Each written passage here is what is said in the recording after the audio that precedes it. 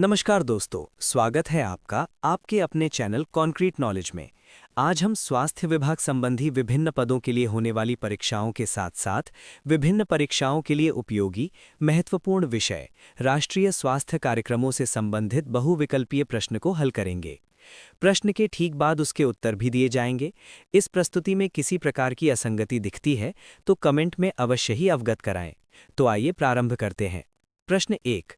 भारतीय संविधान के किस अनुच्छेद में भारत सरकार द्वारा जन स्वास्थ्य सुधार के कर्तव्यों को प्रावधानित किया गया है? ए. अनुच्छेद 21, बी. अनुच्छेद 39, सी. अनुच्छेद 42, डी. अनुच्छेद 47। अपना उत्तर चुन लें। जी हाँ, सही विकल्प है डी. अनुच्छेद 47। प्रश्न 2। जनसंख्या एवं परिवार कल्याण का विषय भारतीय संविधान की किस सूची में रखा गया है? ए. संघ सूची, बी. राज्य सूची, सी. समवर्ती सूची, डी. अवशिष्ट सूची। अपना उत्तर जल्द चुनें। जी हाँ, सही जवाब है सी. समवर्ती सूची। प्रश्न 3। राष्ट्रीय स्वास्थ्य नीति 1983 किस वर्ष लागू की गई? ए. 1978, बी. 1981, सी. 1983, डी. 1987। अपना उत्तर तय कर लें। जी हाँ, सही उत्तर है सी. 1983। प्रश्न 4। एनएचपी 1983 का मुख्य लक्ष्य क्या था? A. Health for all by 2025, B.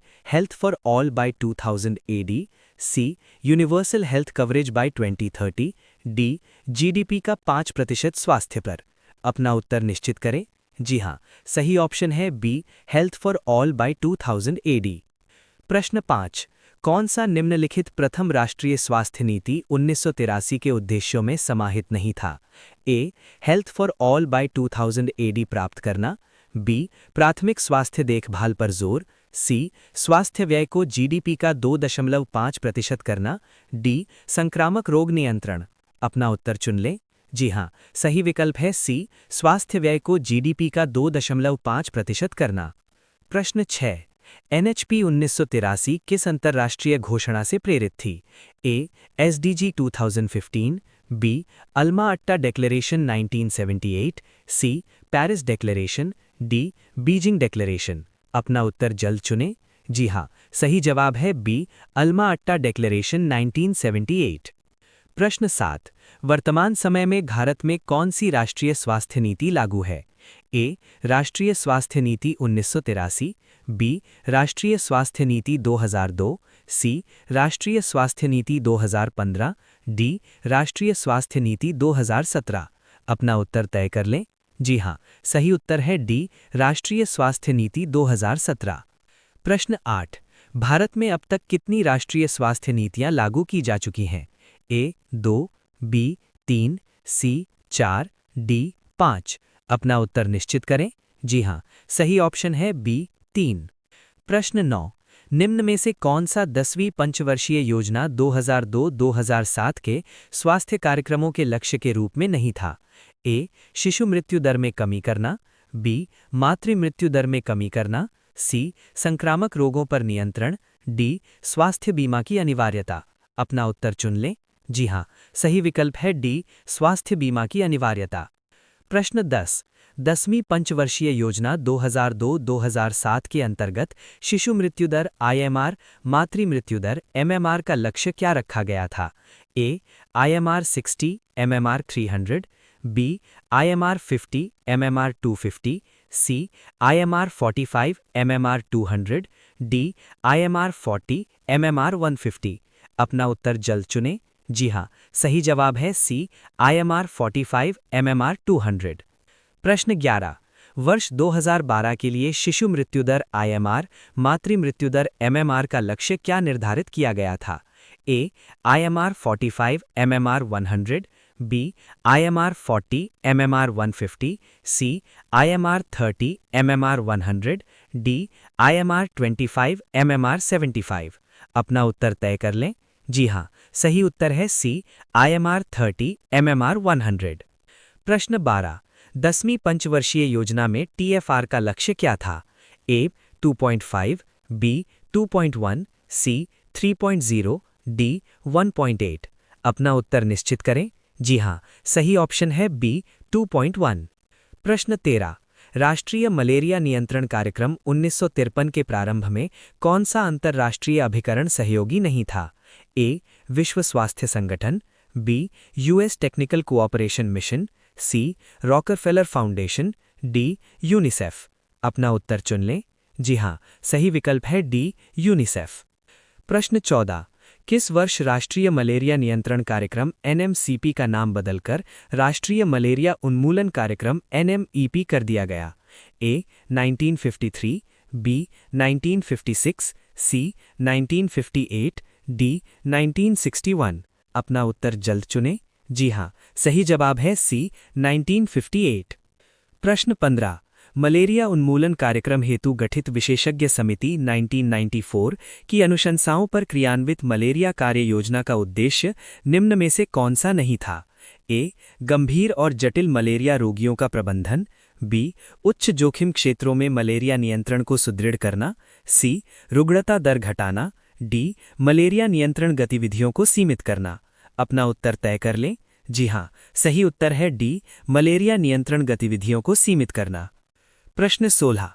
शहरी मलेरिया योजना 1971 का प्रारंभ कब किया गया? ए. 1961, बी. 1971, सी. 1975, डी. 1982। अपना उत्तर चुन लें। जी हां, सही विकल्प है बी. 1971। प्रश्न 17। शहरी मलेरिया योजना विशेषकर किस मच्छर द्वारा फैलने वाले मलेरिया पर नियंत्रण हेतु प्रारंभ की गई थी? A. Aedes aegypti, B. Culex quinquefasciatus, C. Anopheles culicifacies, D. Anopheles stephensi. अपना उत्तर जल्द चुनें। जी हां, सही जवाब है डी. एनोफिलीज स्टीफेंसी। प्रश्न 18। राष्ट्रीय फाइलेरिया नियंत्रण कार्यक्रम की शुरुआत कब हुई थी? ए. 1947, बी. 1955, सी. 1978, डी. 2003। अपना उत्तर तय कर लें। जी हां, सही उत्तर है बी. 1955। प्रश्न 19। वर्ष 1978 में राष्ट्रीय फाइलेरिया नियंत्रण कार्यक्रम के ऑपरेशनल कंपोनेंट को किसके साथ मर्ज किया गया? ए.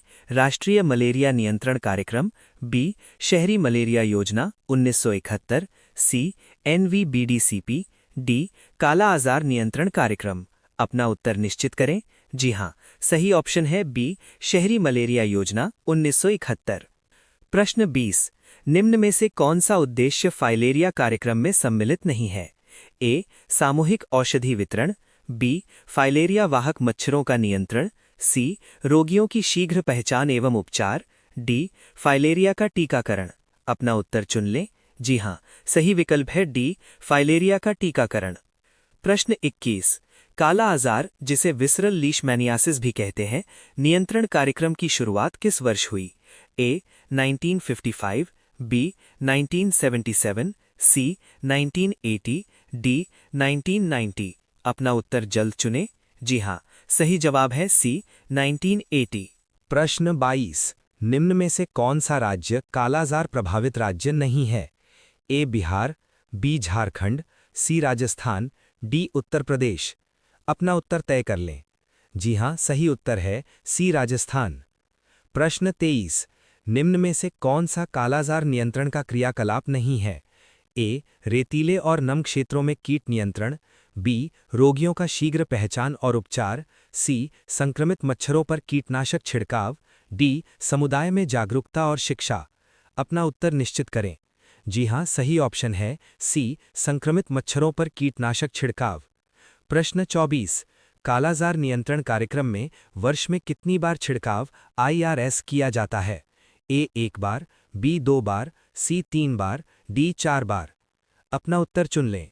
जी हां, सही विकल्प है बी. 2 बार। प्रश्न 25। 2024-2025 में भारत में कालाजार के कुल मामलों में कमी आई है, लेकिन प्रमुख राज्य अभी भी कौन सा है? ए. पश्चिम बंगाल, बी. बिहार, सी. उत्तर प्रदेश, डी. झारखंड। अपना उत्तर जल्द चुनें।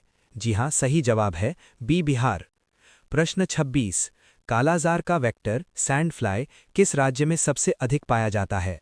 ए. बिहार, बी. गुजरात, सी. महाराष्ट्र, डी. तेलंगाना। अपना उत्तर तय कर लें। जी हां, सही उत्तर है ए. बिहार। प्रश्न 27। NVBDCP national vector borne disease control programme में निम्न में से कौन सा सम्मिलित नहीं है?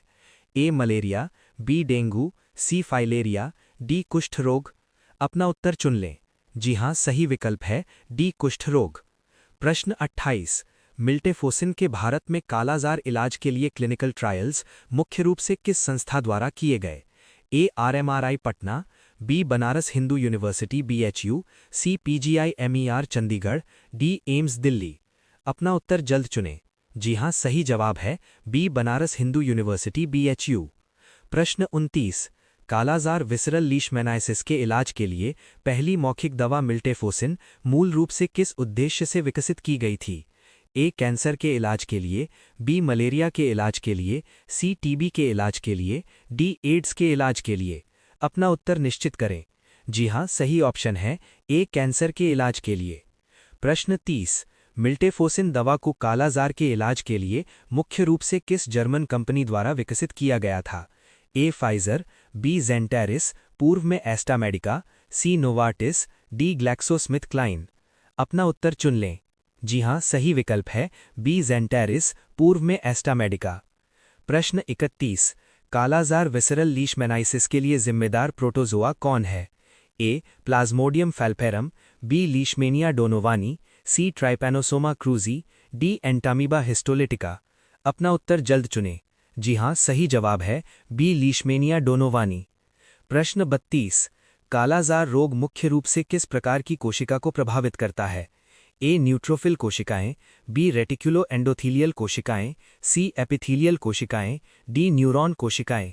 अपना उत्तर तय कर लें। जी हां, सही उत्तर है बी रेटिकुलो एंडोथीलियल कोशिकाएं। प्रश्न 33। कालाजार रोग में लिवर में संक्रमित कोशिकाएं कौन सी होती हैं? ए हिपैटोसाइट्स, बी कुप्फर कोशिकाएं, सी एंडोथीलियल कोशिकाएं, डी स्टेलेट कोशिकाएं। अपना उत्तर चुन लें। जी हां, सही विकल्प है बी कुप्फर कोशिकाएं। प्रश्न 34। निम्न में से कौन सी कोशिका कालाजार रोग से सबसे अधिक प्रभावित नहीं होती? ए स्प्लीन के मैक्रोफेज, बी बोन मैरो के मैक्रोफेज, सी त्वचा की एपिडर्मल कोशिकाएं, डी लिवर के रेटिकुलो एंडोथीलियल कोशिकाएं। अपना उत्तर जल्द चुनें। जी हां, सही जवाब है सी त्वचा की एपिडर्मल कोशिकाएं। प्रश्न 35। रेटिकुलो एंडोथीलियल कोशिका निम्न में से किस स्थान में मौजूद नहीं होती है? ए यकृत, बी प्लीहा, सी बोन मैरो, डी तंत्रिका तंतु। अपना उत्तर तय कर लें। जी हां, सही उत्तर है डी तंत्रिका तंतु। प्रश्न 36। फाइलेरिया रोग मुख्य रूप से किस परजीवी के कारण होता है? ए वुचेरेरिया बैंक्रॉफ्टाई, बी प्लाज्मोडियम विवैक्स, सी Leishmania donovani, D trypanosoma Brucie. अपना उत्तर निश्चित करें। जी हां, सही ऑप्शन है ए वुचेरेरिया बैंक्रॉफ्टाई। प्रश्न 37। फाइलेरिया रोग का प्रमुख वाहक कौन सा मच्छर है? ए एनोफिलीज, बी मैंसोनिया, सी एडीज, डी क्यूलेक्स क्विंकीफेसियाटिस। अपना उत्तर चुन लें। जी हां, सही विकल्प है डी क्यूलेक्स क्विंकीफेसियाटिस। प्रश्न 38। फाइलेरिया रोग में मुख्य रूप से कौन सा अंग प्रभावित होता है? ए यकृत, बी लिम्फटिक सिस्टम, सी मस्तिष्क, डी फेफड़े। अपना उत्तर जल्द चुनें। जी हां, सही जवाब है बी लिम्फटिक सिस्टम। प्रश्न 39। फाइलेरिया रोग में MMDP का पूर्ण रूप क्या है? A mass medicine distribution programme, B morbidity management and disability prevention, C malaria and mosquito disease prevention, D multi drug monitoring programme. अपना उत्तर तय कर लें।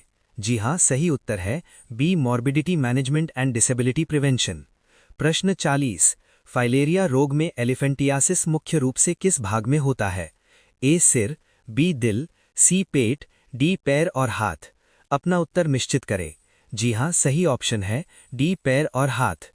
प्रश्न 41। फाइलेरिया उन्मूलन के लिए भारत में मास ड्रग एडमिनिस्ट्रेशन MDA में कौन सी दवाएं मुख्य रूप से इस्तेमाल होती हैं? ए क्लोरोक्विन और artemisinin, B diethylcarbamazine, DEC और एल्बेंडाजोल, सी मिल्टेफोसिन और एम्फोटेरिसिन बी, डी पेंटामिडीन और सुरामिन। अपना उत्तर चुन लें। जी हां, सही विकल्प है B diethylcarbamazine, DEC और एल्बेंडाजोल। प्रश्न 42। फाइलेरिया रोग का MMDP कार्यक्रम मुख्य रूप से किस उद्देश्य से चलाया जाता है? ए नए संक्रमण रोकना, बी टीका विकास, सी मच्छर नियंत्रण। अपना उत्तर जल्द चुनें। जी हाँ, सही जवाब है डी। प्रभावित रोगियों की विकलांगता प्रबंधन और जीवन गुणवत्ता सुधारना। प्रश्न 43। भारत में फाइलेरिया का प्रमुख प्रभावित क्षेत्र कौन सा है? ए राजस्थान और गुजरात, बी उत्तर प्रदेश, बिहार और ओडिशा जैसे पूर्वी राज्य, सी पंजाब और हरियाणा, डी केरल और तमिलनाडु। अपना उत्तर तय कर लें। जी हाँ, सही उत्तर है बी उत्तर प्रदेश, बिहार और ओडिशा जैसे पूर्वी राज्य। प्रश्न 44।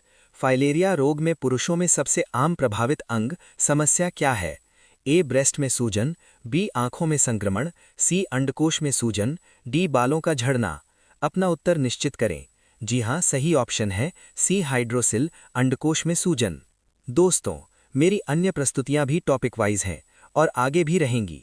आप सभी से अनुरोध है कि पहले आप टॉपिक का थोड़ा बहुत ही सही अपनी टेक्स्ट बुक के माध्यम से अध्ययन करें, तभी बहुविकल्पीय प्रश्न हल करें, जिससे प्रस्तुति आपकी परीक्षा के लिए अत्यधिक कारगर सिद्ध होगी। दोस्तों, अगर ये वीडियो आपके लिए उपयोगी रहा हो तो इसे लाइक करें, शेयर करें और मेरे चैनल कंक्रीट नॉलेज को सब्सक्राइब करना न भूलें। धन्यवाद।